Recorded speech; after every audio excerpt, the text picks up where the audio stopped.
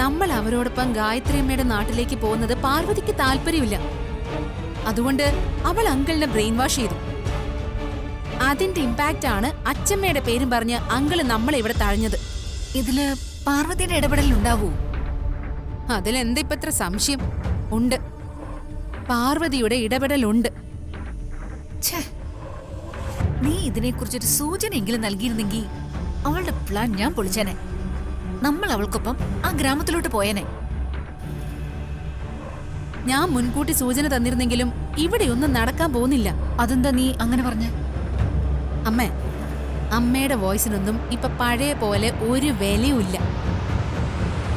അതമ്മയ്ക്ക് മനസ്സിലാവുന്നില്ലേ? മനസ്സിലായില്ലെങ്കിലേ ഇനിയെങ്കിലും അമ്മ അതൊന്ന് തിരിച്ചറിയണം. ജാസ്മിൻ, കേൾക്കുമ്പോ വിഷമം തോന്നുന്നുണ്ടാവല്ലേ? വിഷമം തോന്നിയിട്ടൊന്നും ഒരു കാര്യമില്ല. ഞാൻ പറഞ്ഞതാ സത്യം.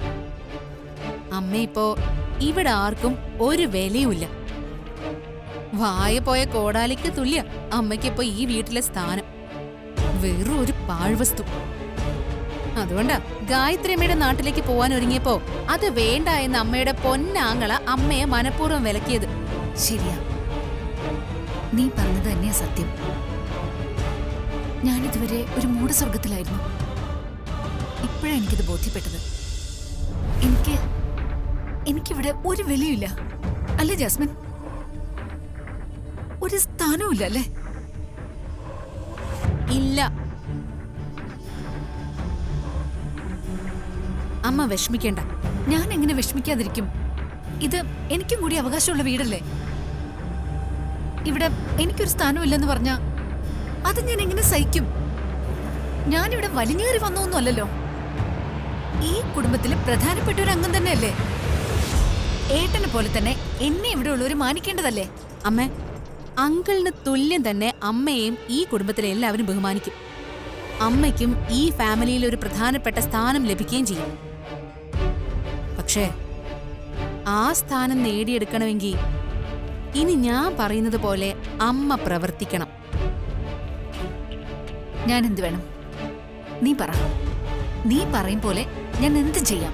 വിശാലിന്റെ അച്ഛനൊപ്പം തന്നെ തുല്യ അവകാശം അമ്മയ്ക്കും ഈ വീടിലും സ്വത്തുക്കൾക്കും ഉണ്ടെന്നും ആയതിനാൽ ആ അവകാശത്തിൽപ്പെട്ട വസ്തുക്കൾ അമ്മയുടെ പേരിൽ നിയമപരമായി വീതം വെച്ച് തരണമെന്നും ആവശ്യപ്പെട്ട് ഒരു വക്കീൽ നോട്ടീസ് അമ്മയുടെ സഹോദരന്റെ പേരിൽ എത്രയും പെട്ടെന്ന് അയക്കണം. അതായത് അവരാ ഗ്രാമത്തിൽ നിന്നും മടങ്ങിയെത്തുമ്പോ വിശാലിന്റെ അച്ഛന് ആ നോട്ടീസ് കിട്ടിയിരിക്കണം. എന്താ, അതിനമ്മയ്ക്ക് ധൈര്യമുണ്ടോ? എനിക്കെന്തിനു ധൈര്യക്കുറവ്? എനിക്ക് അവകാശപ്പെട്ട പ്രോപ്പർട്ടീസ് എന്റെ പേരിലേക്ക് പാർട്ടീഷൻ ചെയ്ത് തരണമെന്ന് ആവശ്യപ്പെടുന്നതിന് ഞാൻ എന്തിനാ ഭയപ്പെടുന്നത്?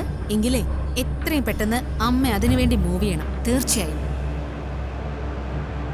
ഈ കാര്യത്തില് ഇനി ഒരു ഡിലേ എന്റെ ഭാഗത്തുനിന്നുണ്ടാവില്ല. ഈ സുശീല ആരാന്ന് അവർക്ക് ഞാൻ കാണിച്ചു കൊടുക്കാം. എന്റെ അവകാശം നിയമപരമായി തന്നെ ഞാൻ നേടിയെടുത്തിരിക്കും.